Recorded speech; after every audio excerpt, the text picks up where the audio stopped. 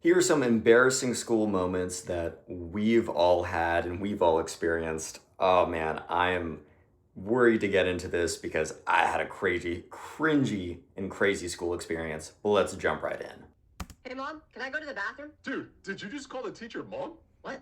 No, of course not. Yeah, you did. I heard it. Listen, Jerry, if you tell anyone what I just said, I will steal your dog, and you'll never see him again! I'm telling you my most embarrassing school stories for one reason and one reason only, which is to make sure you don't make the same mistakes I did. Because if you do, you might end up like me. And you do not want that to happen, because I'm pretty sure the things I'm about to tell you are the reason why I've never had a girlfriend. And maybe also because I don't know how to talk to girls. But anyways, one day, I had to use the bathroom during lunch. Now, if you've ever gone to school, which sometimes I'm convinced that some of you never do, but if you actually did, you would know that using the school bathroom during lunch is one of the most dangerous decisions a person can make. It goes like this. Swimming with sharks, pretty dangerous. Cave diving, very dangerous and dumb. But going to the bathroom during lunch, extremely dangerous, life-threatening even. But on this particular day, I had no choice. It was either go to the bathroom right now or show up to fifth period with Dookie running down my leg, which wouldn't have been the first time that happened, but I didn't want it to happen again. So I go into the bathroom, pick my stall, and try to be as quiet as a mouse while I'm in there hoping no one notices me. I'm treating this like a stealth mission, and it's going fine at first, but about 2 minutes into me being in the stall, a swarm of kids start funneling into the bathroom.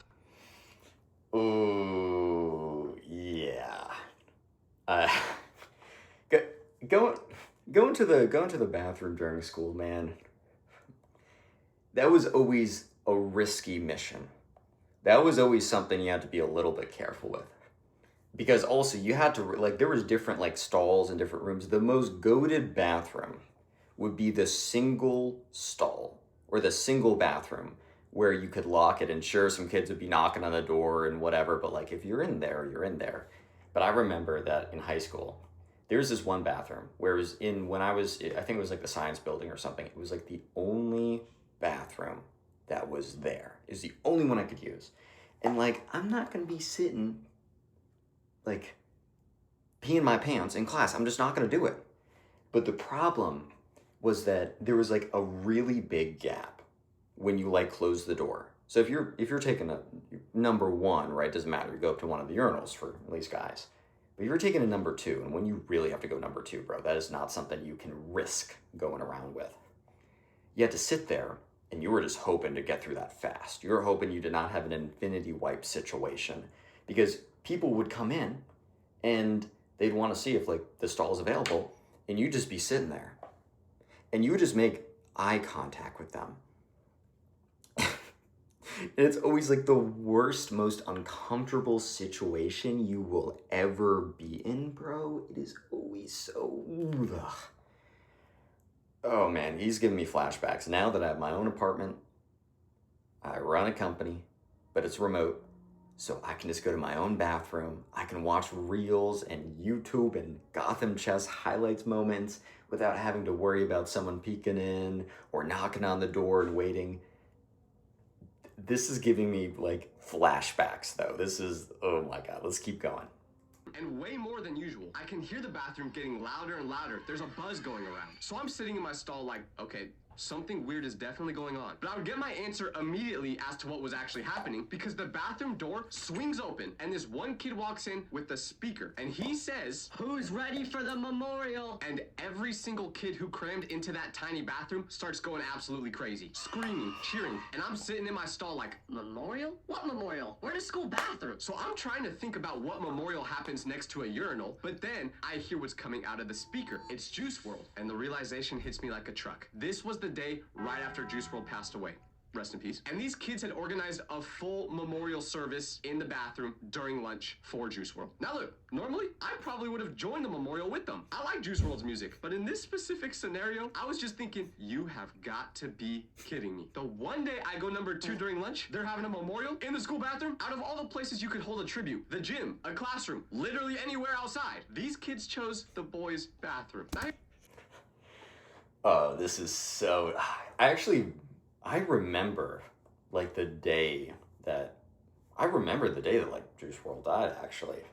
I think I must have gotten out earlier, because I think when I went to school, I think we got out earlier then. We were on like a different schedule and cycle than a lot of other schools, so I was actually at like a camp, right? I think it was like tennis camp or some kind of summer camp or whatever. And I remember I was like on my phone and someone was like, oh my God, like Juice WRLD died. And I went on Twitter and I was like, this is impossible. Like, there's no way. And because I like the Juice WRLD songs, bro. Especially like I was down bad in high school. I went 0-20. It's so embarrassing to say that. I also had no Riz. I had a YouTube channel with like 0 subs. Now my main channel has 2 milli, so it's a little bit cooler. Still, not a ton of Riz from that. I was super awkward, pretty chopped. Like, there's a reason why I did not get any play. But I like the Juice WRLD songs. I was like, yeah, man, I feel that too. But I remember there's some people I knew that were devastated by it because, like, you know, when you're in high school, I mean, sometimes you look back at the music, it's still you know what, it's still fire. But dude, I can only imagine like they're doing a memorial, which why in the bathroom, and you're just fighting for your life, and just they have a moment of silence, and you just let out. Oh my God. You'd probably be like hunted down for like disrespecting Juice WRLD with your crazy number 2 or whatever. Anyway, let's keep going. Here's the thing, if I could have just stayed quiet in my stall and let the whole thing play out, it would have been completely fine. And that was the plan. But that plan fell apart almost immediately. Because when I said these kids were going crazy, I meant they were actually physically going crazy. To the point where they started throwing toilet paper everywhere, someone pulled a spray can out of their inventory, all while Juice WRLD is bumping in the background. And then it happened. I let out what I thought was going to be a silent fart, but it wasn't. It was very, very loud. And it echoed from the toilet, so everyone in the bathroom heard it. And for the first time, it got kind of quiet in the bathroom. But after about 3 seconds, I'm thinking, okay, maybe everyone's gonna leave now. But then I see it. A shadow. Something is rising up over the door, moving in what genuinely feels like slow motion. And I'm looking up at it, trying to process what I'm seeing in real time. And then it registers in my brain. It's a trash can. Some kids picked up the actual school bathroom trash can, the huge one that sits in the corner, and they launched it over the top into my stall. It lands directly on me. I don't need to describe in detail the contents of a school bathroom trash can during lunchtime. You already know. Whatever you're picturing was inside that trash can is probably accurate and 10 times worse than that. And when this trash can lands, everyone starts going crazy again. Back to singing Juice WRLD, screaming. Of course, I want to throw up immediately. And here's what made the whole situation even better. I wasn't even done using the restroom. I still had some food in my system I needed to get out, but I couldn't. I had to get out of that bathroom as quick as possible. So I finish up the best I could and somehow prepare myself to walk out of this stall. And when I finally push that door open and step out, covered in something that would probably give me a disease later down the line, every kid in that bathroom screams again. Now they screamed even louder than they were for the memorial. They're all jumping on me, giving me high fives while still singing Juice WRLD. Even though I've never felt more disgusting in my entire life, there was something beautiful about that sense of community I felt in that moment. But still, I immediately went home to take a shower, didn't even go to my next class. Now there's 2 types of embarrassments you can go through. Physical embarrassment, like the trash can, or mental embarrassment, which is what I experienced one time on Yearbook Picture Day. And before I get into this, you need to understand the level of seriousness that Yearbook Picture Day carried in my household. My mom treated this day like my wedding. The night before, she would pick out my outfit. The morning of, she would do my hair. She would not let me leave the house. Now this is real though. Like, when I was in high school, sometimes I don't always pick up on what's important for other people, the kind of the social norms of like expectations and nonsense like that. So I didn't really clock how important high school, like yearbook photos are to my mom, which I probably should have, because still when I go home to this day, there's a wall of all of my middle school and high school photos, which also highlighted some of the worst haircuts of all time. One day on one of my channels or one of my socials, I'm going to show off my 5th grade Connor haircut, which was probably one of the worst things you've ever seen. I'm not gonna spoil it now. This video gets 1,000 likes, I'll do it. But I remember one day in high school, everyone got dressed up because you had like a collared shirt, people it was a thing where it's like you had a jacket, you had a tie, you were looking good. I kind of forgot about that. So I just came in some I wasn't in a hoodie, but it was like a zip up. And I was like, yeah, I'm looking good in the photo. Looked at the photo, didn't think anything of it. Let's just say my mom was not too pleased, to put it lightly. And I learned on that day, I was reminded how important these photos were to her. And I was like, ooh, my bad.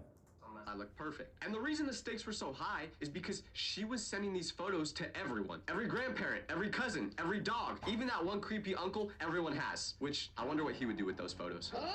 But basically every person who had ever met me or heard my name or been in the same room as me was probably getting those photos sent to them. So picture day morning, my mom gets me all ready and I'm walking through school being super careful. I'm making sure no one gets within an arm's reach of my hair to possibly mess it up. But then lunch happens, and at lunch on this day, I had pesto pasta. Sounds delicious, right? Well, it was. So I eat my food, no big deal. Lunch ends, and right after lunch was the time where my class was going to take our school picture. But here's exactly where everything went wrong. Because for some reason, it did not go through my mind once to check how I looked before taking that picture. I just assumed I looked exactly the same way I did when I originally got to school. So I get to the photographer, step up, smile, and the photographer takes the picture in about 3 seconds. I leave thinking I'm looking like handsome Squidward, but fast forward a couple months, and our yearbooks come out. And yearbook day was always a time where the school is buzzing. People walking around, signing each other's books, flipping through the photos. So I grab mine, and of course, first thing I do is flip straight to my page. I'm looking for all the last names with V on it so I can find myself. And I ain't gonna lie, your boy was looking fresh in his picture.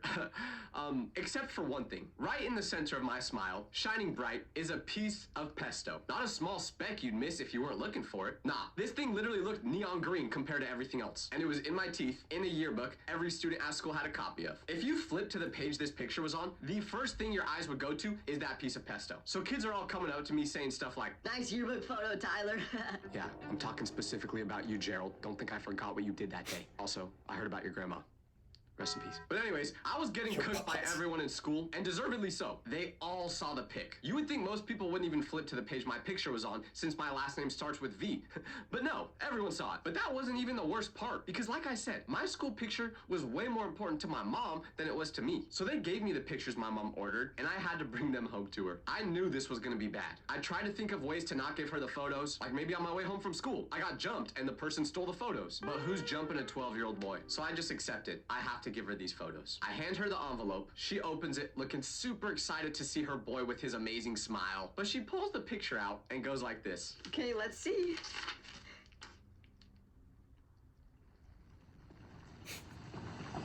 No words. And she didn't even need to say any. Her facial expressions did all the talking. And if you're wondering, no, she definitely did not send those pictures out to family and friends. Did any of our family or friends actually care about?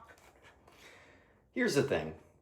I feel like in this situation, I thought it was going to be something where his whole face was stained with it, or it was all over his shirt.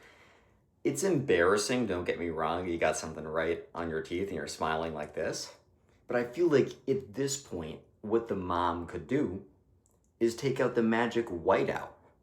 I mean, also, like, yeah, it's going to look a little bit like, why is part of his teeth really white or something? But it's like, oh, the camera. Bro. Like, but also probably at the age he did this, there's also something called Photoshop.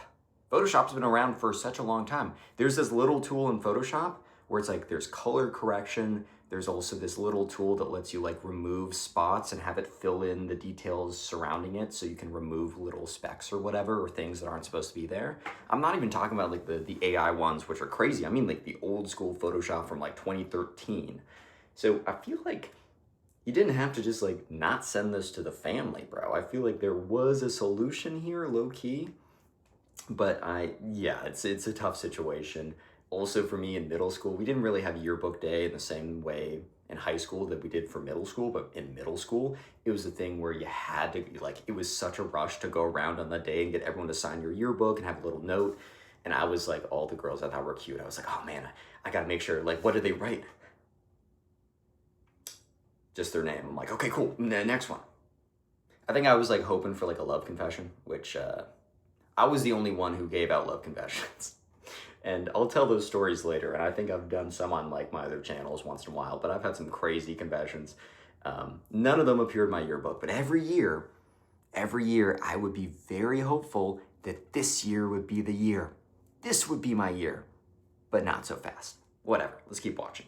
ever getting the pictures? I doubt it. But still, my mom did it. And if it's important to my mom, it's important to me. But what wasn't important to me at all at the time was actually doing my schoolwork. I know it's bad. Don't be like me. But because I didn't care about doing the work, to pass the time in class, me and my friends would pass notes to each other. We'd write something on a piece of paper, ball it up, and throw it to each other from across the room. This class was super boring, and our teacher never let us talk in it, so this was basically the only way to communicate. The only problem was, me and my friends sat on opposite sides of the classroom, so whenever our teacher wasn't looking, we would quickly throw the papers to each other. All the students in this class knew about it, and they would help us to make sure we never got caught. If our throw wasn't accurate enough, they would finish the job. And my friend and I weren't saying anything important in these notes. We weren't asking questions that actually mattered. No, most of the time, it was just something really stupid written inside it that would make the other person laugh when opening it. So one day, we're doing this, but I miscalculated how long our teacher would turn around and look at the whiteboard. Because when she wasn't looking, I threw the paper to my friend, but then she turned back around while it was in midair, and she saw him catch it. So she's got this angry look on her face. She walks over, picks up the paper that was just thrown, and in that specific moment, I'm just thinking one thing. Please do not read what's on that note out loud. Please just take it, look at it privately, punish us, whatever. Just do not read the words on that paper to the entire class. What did she do? She read the note to the entire class. She holds it up and reads out loud exactly what was written on it. And you know what I wrote? I think I'm on my period right now, bro. That was the message we decided. So, I was always a relatively risk-averse kid, and I also hated getting in trouble. Like, especially when I was really young, I would be terrified of breaking the rules. As I got a little bit older, I was still very kind of like to the T, like I didn't want to break any rules. I didn't like that. So I would always avoid super risky situations. Would I talk to some of my friends in class? Sure. And what we would do is if I was sitting right next to one of my friends, what we'd sometimes do is I would write something on my note, like on my piece of paper or whatever, on my notebook or something. They'd look over, then they would write something. That's a low-level risk. That's pretty low-level risk. The odds of me getting called out for that are pretty small. If I'm launching a secret message across the class, dude, I couldn't even conceive doing that. Like, that is next level. Respect, but that is next level. And also, I'm not gonna write something, like, it's almost the common situation. It's almost like the typical trope that when the teacher opens up, like, if you're caught sending messages, it's almost like the classic, like, bit from this. I think even The Simpsons did this. Like, it is just a common trope for them. Their punishment is to read whatever you wrote. That's your punishment. Kind of fits the crime a little bit. So if I'm doing that, I am not throwing some note. Like, there were definitely some cases where I remember doing this in class with one of my friends, and I got. It's actually a line that he made fun of me for years, and this was in 7th grade. There was some girl that I was into. She was not into me. Story of my life. But I was like, I remember saying, I think she looks like cute in her glasses or whatever. He bullied me for years, like in a friendship bully way, but he bullied me for years. But I was writing that in my notebook. I didn't throw it across the class, but if a teacher came around, I said her name. Her name was Ava. Screw it. It's like, this is 10 plus years ago. I don't really care. People would know. And if the teacher picked it up and said, Ava, like, whoa, you can share this with the whole class, Connor, and said, Ava looks cute in her glass. Oh my God, I would die. I mean, I'd probably like the attention, but I would also die, bro. So I'm just imagining this for me in that case. I wouldn't have written anything like, that would be kind of like, get him in trouble, like, I'm on my period, bro. Like, no, but like, something like this, dude. But in my situation, oh my God. Like, I'm the king of blunders, but this would be, I wouldn't recover. It was so important that throwing it across the classroom during class was worth the risk. Now, without context, it sounds like I should be checked into a mental hospital. But that was the entire joke. Imagine opening up a message your friend sneakily threw to you thinking it must be important. But then you open it up and it just says, I'm on my period, bro. The only problem was the teacher reading it and all the students didn't have any of that context. So the class completely loses it. They go fully uncontrollable laughing. And we cannot say a single thing because there's no explanation that makes us look better. We just had to sit there in silence while the teacher stared at us with an expression I can only describe as exhaustion. She didn't even know how to respond to what she was holding. She didn't know what punishment fitted, and that note became a piece of class history. And for the rest of the year, randomly, someone would just repeat what I said in that note in the middle of a quiet moment. It was like the class's new catchphrase, and whenever it was said, the class would always react. We didn't really get punished for doing that, but I definitely did get punished for this next story, which is about how I got caught cheating in the most spectacular way possible. This isn't just your typical boring cheating on a test story. No, because one time I had a test coming up that I really needed to pass. I'm going to be so honest. I'm going to be so real. And I'm going to be also a little indirect because I don't want any kind of certificates removed from my resume or whatever. I graduated high school, I graduated college, I have those things, but I don't want anything to come back to bite me. So I'm going to say it theoretically, in Minecraft, right? If I was to get extra assistance in Minecraft on my exam, not in real life, but in Minecraft, I was always bugging. Like I was always like, if I get caught, like an honesty thing, like an academic honesty, that would really screw me up. I would not know how to handle that. But the method in Minecraft, so if anyone's watching this, did not do this, but in Minecraft, I might have done it. You would have your notebook and you would write certain things at the top of your notebook, and then you would have your backpack, if they let you keep your backpack, and then you'd unzip your backpack so that the flap of the backpack in Minecraft was flipped open and you could see very lightly. So you'd have to write it really legibly and large, all that you wrote at the top of your page.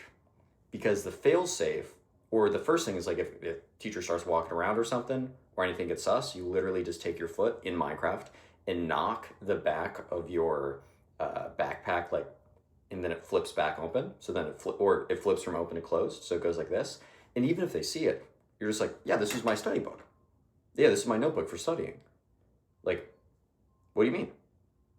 That was in Minecraft, the failsafe, but I would never do anything too crazy. Like, I would not go to the bathroom and look at my phone in Minecraft. That was too scary for me. Like, I was like, nah. And also, like, guys, don't do this on your exams. Don't do this in your tests. Really learn the materials. It will help you later in life. But if you're doing that in Minecraft, that method's not too bad, if I'm being honest.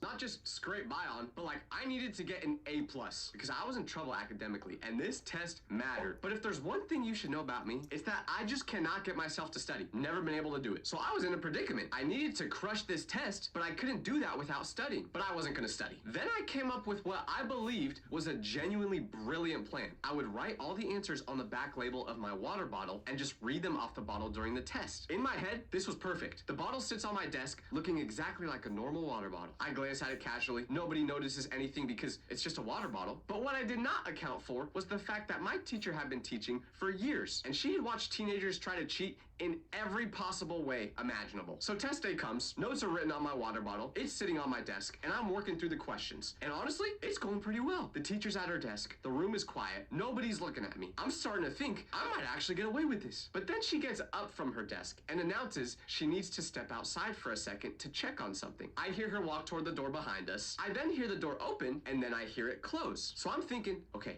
teacher's gone, which is great because now I can rip the label off my bottle and see the answers more clearly and get a bunch of the questions done while she's gone. So that's what I do. I'm not just glancing at the water bottle anymore. I rip the notes completely off the back of it, unfold them, and I'm holding them open in my hands. I'm feeling confident, but then something weird starts happening. Kids nearby start looking at me. Every few seconds, one of them glances over, and I'm trying to figure out what's going on. Why does everyone around me keep looking at me right now? So I finally turn around to check, and my teacher is standing directly behind my desk, looking straight down at me. Wait, but hold on. I heard her leave the classroom, and I never heard her come back in. So what was going on? Well, according to my friend that sits in the back of class, she never actually left the room. She opened the door, let it shut, and then came walking up behind me to watch me cheat. She was standing behind me, watching me cheat for 2 whole minutes. And here's the part that makes me realize how badly I executed this. She knew I was cheating before she even got up from her desk. That's why she pretended leaving the classroom in the first place. So then she put her hand out, said, "Give it to me." I hand over my test and I take the 0. She was playing chess, I was playing checkers. It's crazy how the type of teacher you have can really make or break how you do.